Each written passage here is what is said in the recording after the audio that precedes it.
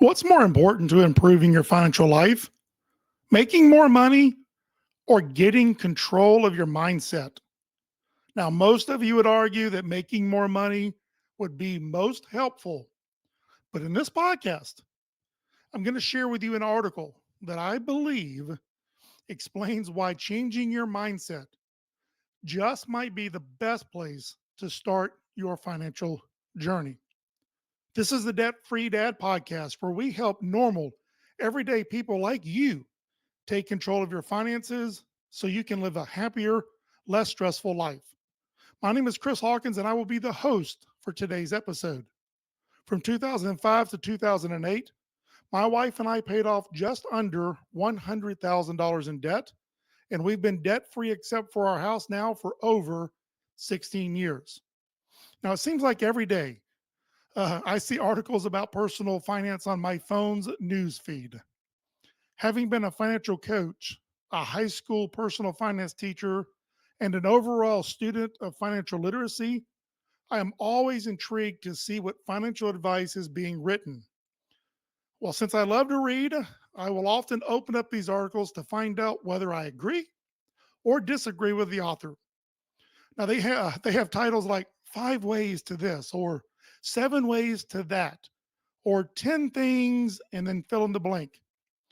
Well, I saw one about a month ago titled 10 Ways the Mindset of the Rich and Poor Are Different, according to psychology.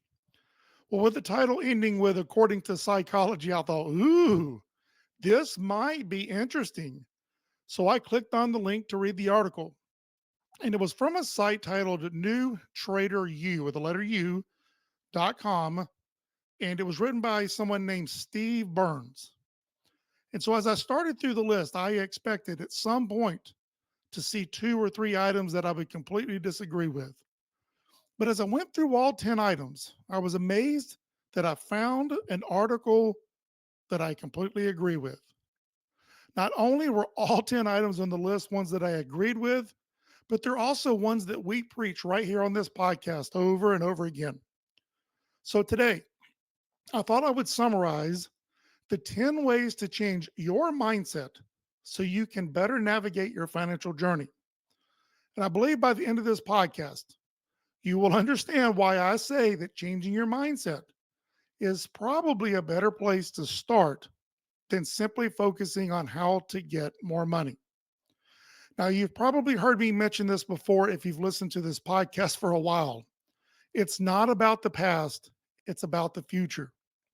Now, sure, things may not have gone your way financially in the past, but the good news is you can change it moving forward. You see, you are in control of your future. Well, item number one, according to Steve Burns, is that wealthy people believe that they are in control of their future, while those struggling financially tend to believe that others are in control of their lives.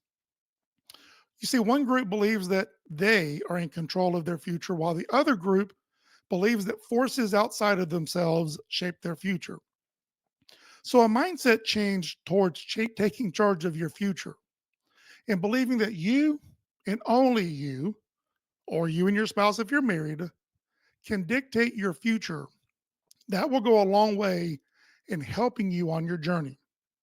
Now, the next mindset characteristic of the wealthy, it actually relates to the first, and that is that they have a high self-efficacy, which is simply a belief in their abilities to accomplish their goals, their ability to persist when times are tough, and a belief that they will be successful in their financial journey.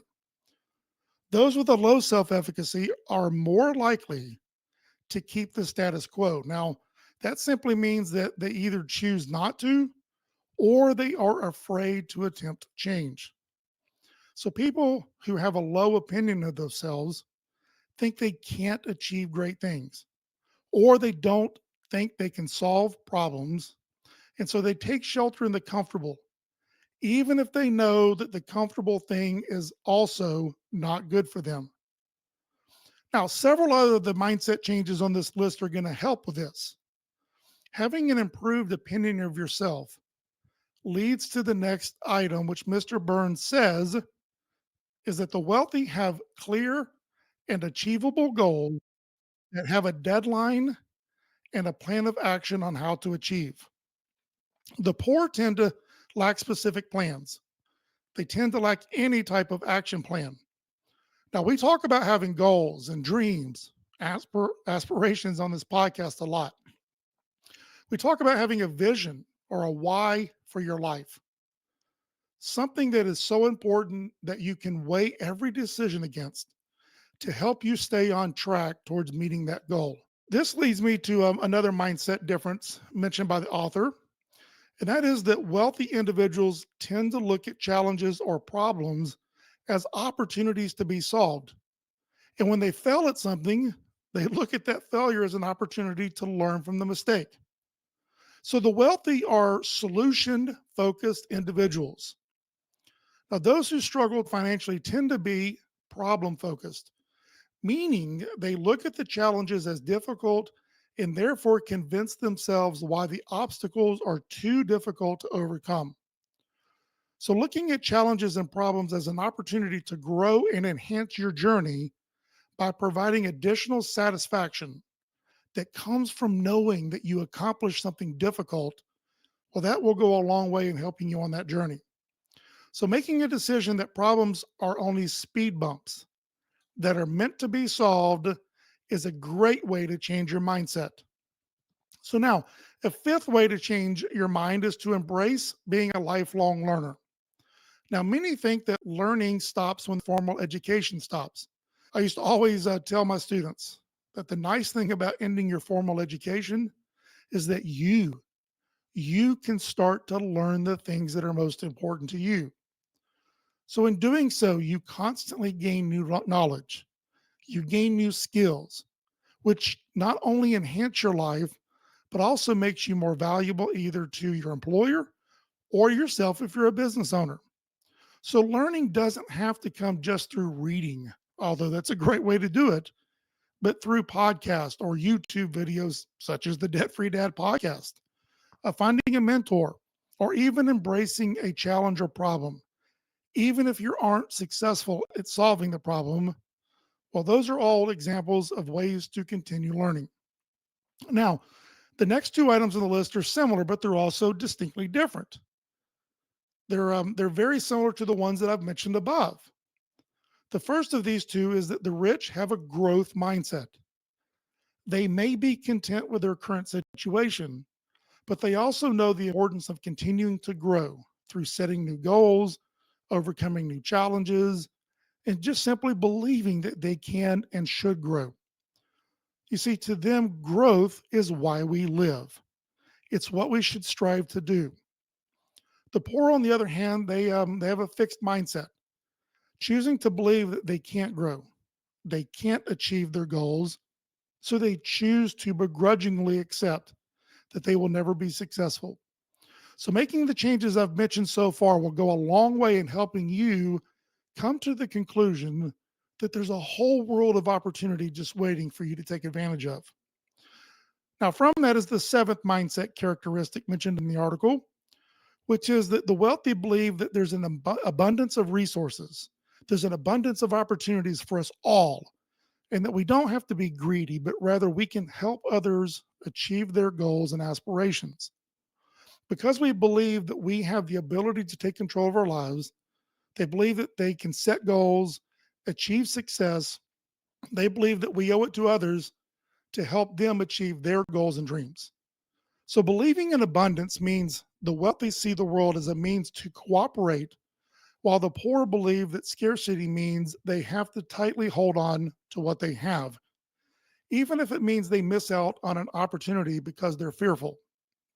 Now, economically, it's true that there are fixed resources, but believing in the abundance that is possible and rejecting the idea that there is only a fixed or scarce amount of resources that must be hoarded and protected will open up an opportunity to look for solutions to create abundance, not only for you, but also for your family and for others. When you have the belief that you're in control of your life, that challenges are opportunities, that you can constantly learn and grow, thus accomplishing your goals, you begin to move away from a focus on today to focusing on the future.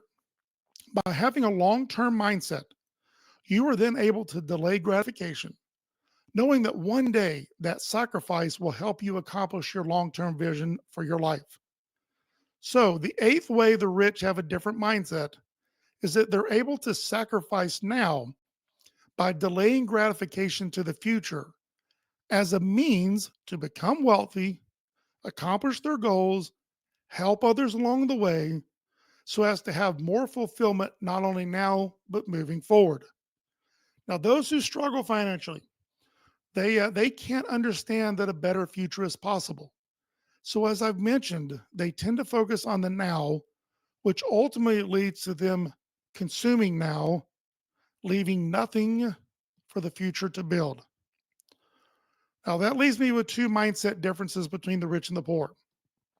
Recognizing that we can grow, we can embrace opportunity, we can learn continuously, we can then embrace taking on risk, knowing that the reward, even if we fail a few times, will allow us to grow not only financially, but also in terms of our feeling of accomplishment. The wealthy understand how to accept limited and more controllable risk to enhance their journey, allowing them to multiply themselves by having their resources work for them in addition to them working for them. Someone who embraces all of the negative mindsets that I've mentioned will tend to shy away from risk, immediately thinking about the potential for loss. So, over time, with the changes that I've mentioned, you can better understand that it's okay to take on some limited risk in order to accomplish your vision for your life. So, these 9 items listed by Steve Burns in the article concludes with an important mindset change. Money is simply an object, it's a tool to be used not only to provide for today, but also the future. That's how the wealthy view money.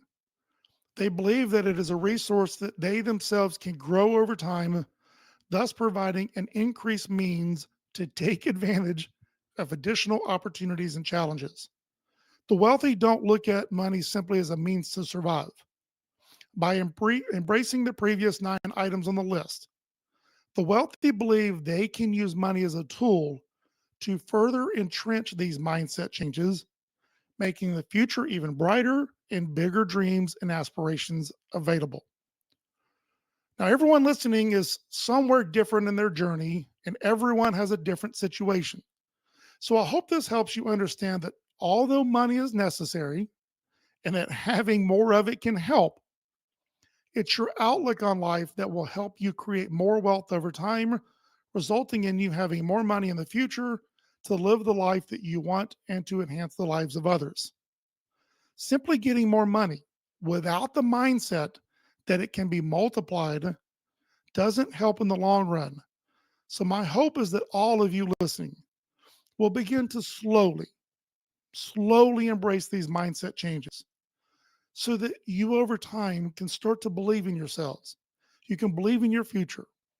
And if you can do that, the world is full of opportunities that no additional amount of money right now can buy.